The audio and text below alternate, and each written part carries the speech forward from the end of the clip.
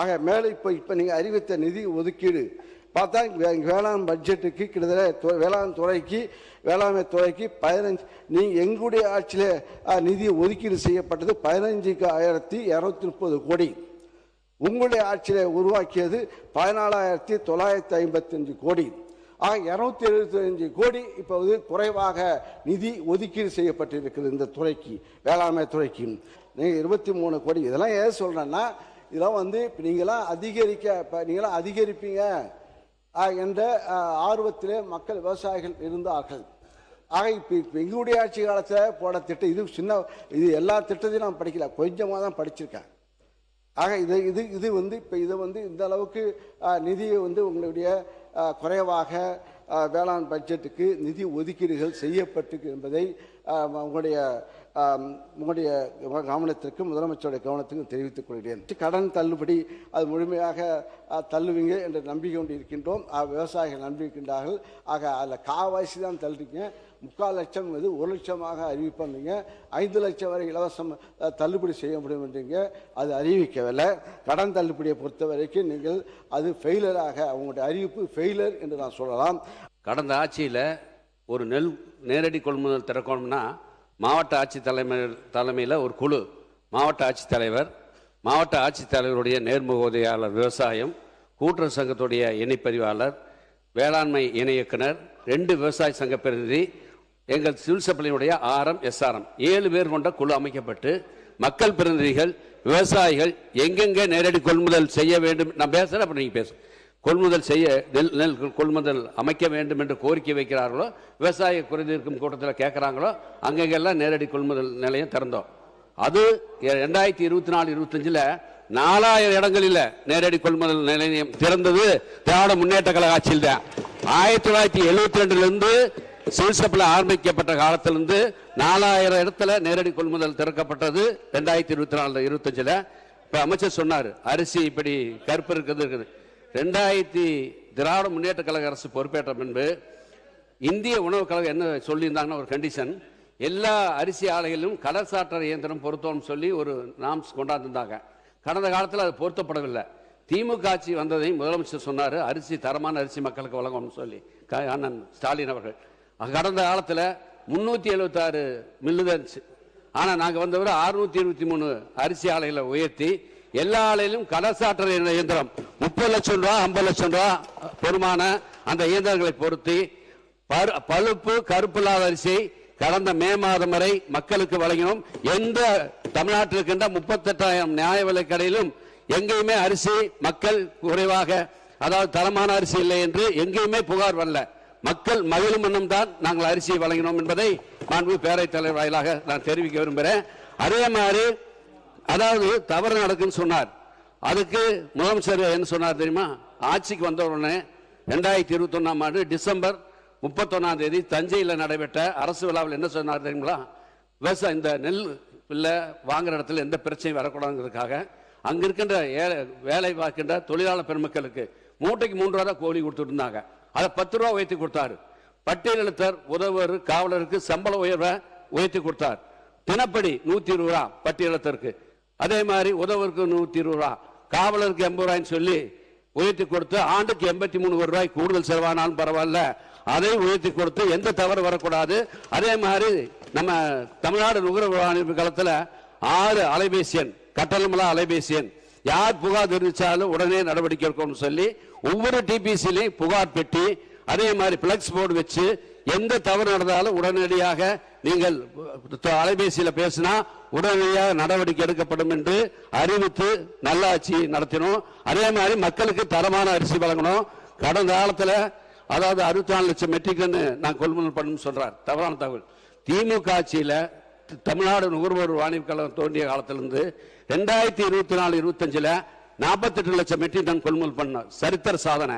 சென்ற ஆண்டு 2025 செப்டம்பர் 1ஆம் தேதியிலிருந்து மே 9ஆம் தேதி வரைக்கும் 54 லட்சம் மெட்ரிக் டன் கொள்முதல் செய்து வரலாற்று சாதனை படைத்தது திராவிட முன்னேற்ற கழக அரசு, மாண்புமிகு அண்ணன் மு.க. ஸ்டாலின் ஆட்சி என்பதை இந்த நேரத்தில் தெரிவித்துக் கொள்கிறேன். பொதுப்பணித்துறை அமைச்சர் அவர்கள். மாண்புமிகு பேரவைத் தலைவர் அவர்களே, நம்முடைய மூத்த உறுப்பினர், முன்னாள் விவசாயத்துறை அமைச்சர், விவசாயத்துறை அமைச்சராக இருந்தனால அவருடைய துறை சார்ந்த விஷயங்கள் அவருக்கு தெரியும், நாங்கள் ஒத்துக்கொள்கிறோம். முதல்ல ஒரு ஒப்பீடுங்கிறது 5 வருஷமா ஆட்சியில் இருந்திருக்காங்க, நம்ம 3 மாசமா இருக்கிறோம். இந்த ஒப்பீடுங்கிறதே நான் தவறுன்னு சொல்ல விரும்பல, நியாயமானு கேட்கிறேன். நம்பர் 1. 2 கேள்விதான் கேட்கிறேன் விவசாயத்துறை அமைச்சரை பார்த்து. 200 உங்களை பார்த்து தான் பேசணும். முன்னாள் அமைச்சர் முன்னாள் அமைச்சர் 200 தொகுதிகளில் வெல்வோம், நாங்கள் தான் அடுத்த ஆட்சி அமைப்போம்ங்கிறதை உறுதியாக திராவிட முன்னேற்ற கழகம் நம்பியது. அதில் மாற்று கருத்து இருக்காதுன்னு திராவிட முன்னேற்ற கழகத்தில் இருக்கக்கூடிய சட்டமன்ற உறுப்பினர்கிட்ட நான் பதிவு பண்றேன். ஆனால் எங்களுடைய முதலமைச்சர் அவர் ஒரு விவசாயி சொன்னாரு அப்படின்னு 3 முறை பதிவு பண்ணாரு. அவருடைய முதல் பிரச்சாரம் காலடி பட்டது பரந்தூர் ஒரு விவசாயிகளுக்கு உதவியாக இருப்பதற்காக. அப்பொழுதே சொன்னார், என்னுடைய வாழ்க்கை விவசாயிகளுக்காக இருக்கணும். அப்படி சொன்ன எங்களுடைய மேனிஃபெஸ்டோல நாங்கள் சொன்னோம் விவசாய கடன் தள்ளுபடின்னு. அதை முயற்சியாக எடுத்து 5932 கோடி ரூபாயை தள்ளுபடி செய்திருக்கிறார். ஆனால் 200 தொகுதியில் வெல்வோம் சொன்ன திமுக தன்னுடைய தேர்தல் அறிக்கையில விவசாய கடன் தள்ளுபடி பேசவே இல்லை. அது அவரே ஒத்துக்கிட்டார். நாங்க அண்ணனே ஒத்துக்கிட்டார். அண்ணனே MRK பன்னீர்செல்வம் அண்ணனே ஒத்துக்கிட்டார். நாங்க விவசாய கடன் தள்ளுபடி பத்தி பேசவே இல்லை. விவசாய கடன் பத்தி ஏன் பேசல? அப்ப விவசாயிகளுக்கு கடன் இருக்குமா இல்லையாங்கிறது முன்னாள் விவசாயத்துறை அமைச்சருக்கு தெரியாதா? அப்பொழுது உங்களுக்கு அந்த எண்ணமே முதல் கிடையாது. நீங்கள் ஆட்சியில் ஒருவேளை வந்திருந்தாலும் அந்த எண்ணம் உங்களுக்கு கிடையாது. ஆனால் அந்த எண்ணம் எங்க தலைவருக்கு இருந்திருக்கு. ஒன்னே ஒன்னு இந்த அவையில பதிவு பண்றேன், அவர் சொல்லல செயல்படக்கூடியவர் எங்கள் தலைவர். சொன்னால் செய்வார். நம்பர் 1. நம்பர் 2, இந்த அறிவிப்பை இப்பொழுது வரலாற்று ரீதியான ஒரு அறிவிப்பை கொடுத்தார். சன்னர் நகர் நெல்லுக்கு 2750 ரூபாய், 2600. உங்களை மாதிரி எங்களுக்கு கமெண்ட் பண்ண தெரியும். சபாநாயகர்களே, இதை நீங்கள் மரபுப்படி அவங்களும் நடந்துக்கணும் நாங்கள் கேட்டுக்கிறோம். ஏன்னா எங்களோட உறுப்பினர்கள் மரபுப்படி இருக்கிறாங்க. கரும்புக்கு 4000 ரூபாய் கொடுக்கிறோம். இதற்கு பின்பு எதற்காக இதை முதலமைச்சர் உயர்த்தினார்? விவசாயி கிட்ட அவர் என்ன கேட்டார்? வந்தவன விவசாயி கிட்ட கேட்டார். PR பாண்டியன் அவர்களை பார்த்தாங்க, எல்லா விவசாய சங்கங்களை பார்த்தாங்க, எங்களை அழைத்து எல்லா விவசாய சங்கங்களும் பேச சொன்னாங்க.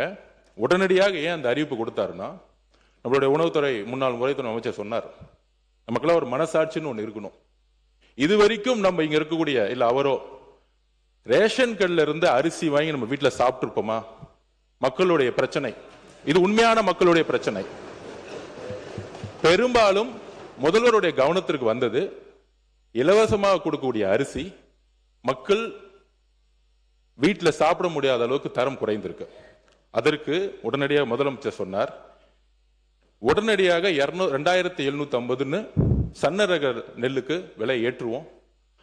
அந்த நெல் அதிகமாக உற்பத்தி படும் பொழுது அந்த நெல்லை மக்களுக்கு கொடுங்கன்னு சொன்னதுக்காக இன்னைக்கு 2750 ரூபாய் ஏத்திருக்கார். இதை எதற்காக ஏத்திருக்காருன்னு புரியணும்.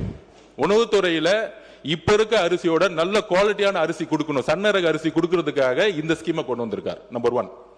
4000 ரூபாய் எதற்காக கரும்புக்கு ஏத்திருக்கார் அப்படின்னா, விவசாயத்துறை அமைச்சர் சொல்லணும், முன்னாள் விவசாயத்துறை அமைச்சர் அண்ணன் சொல்லணும், கரும்போடைய ஏக்கர் பரப்பளவு இந்த 5 வருஷத்துல, கடந்த 5 வருஷத்துல எத்தனை லட்சம் ஏக்கர்ல இருந்து எத்தனை லட்சம் ஏக்கர் குறைஞ்சிருக்கு. குறிப்பாக வட மாவட்டத்தில் இருக்கக்கூடிய அமைச்சர் இங்க இருக்கு, முன்னாள் அமைச்சர் வேலுன்னு இருக்கிறாரு. எத்தனை லட்சத்துல இருந்து எத்தனை லட்சம் குறைஞ்சிருக்கு? தரவுகள் தான் ரொம்ப பேசினாரு. அண்ணன் முடிஞ்சா நீங்க தரவு சொல்லுங்க, எங்கிட்ட தகவல்கள் இருக்கு, அவருக்கு வாய்ப்பு கொடுங்க. 100% 30% குறைஞ்சிருக்கு கரும்புடைய சாகுபடி. எல்லா ஃபேக்டரிஸும் மூடி இருக்காங்க. தமிழ்நாட்டிற்கு தேவையான சர்க்கரை அளவு இதே மாதிரி நம்மளுடைய விவசாயிகள் கரும்பு பயிர் நாளைக்கு மகாராஷ்டிரால இருந்து இறக்குமதி பண்ணக்கூடிய நிலைமை வரும். இன்றைக்கு மகாராஷ்டிரால இருந்து வந்துட்டு இருக்கு. இதற்காக தான் நீ 4000 ரூபாய் இன்றைக்கு விலையை அனௌன்ஸ் பண்ணியிருக்கிறாரு. சோ கரும்போடைய உற்பத்தியே கடந்த 5 வருடத்தில் 70% குறைஞ்சிருக்கு, ஆலைகள் மூடப்பட்டிருக்கு. சோ விவசாயிகள் பயிரை விதைய வாங்குறதுல இருந்து, உரத்தை வாங்குறதுல இருந்து, உரத்தை வாங்கி அறுவடை பண்ணி அதை எடுத்துட்டு போய் கொள்முதல் பண்ணக்கூடிய இடத்துல 40 ரூபாய் வாங்கினதுல இருந்து குறைந்தபட்ச விலை இல்லாமல் இன்னைக்கு விவசாயிகள் கண்ணீரோட தான் இன்றைக்கும் இருந்திருக்கார்கள். உறுதியாக நாங்கள் சொல்றோம், இந்த ஆட்சி 5 வருடம் முன்பு விவசாயிகளோட பொற்கால ஆட்சியாக எங்களுடைய முதலமைச்சர் உருவாக்க சொன்னதை செய்வார்.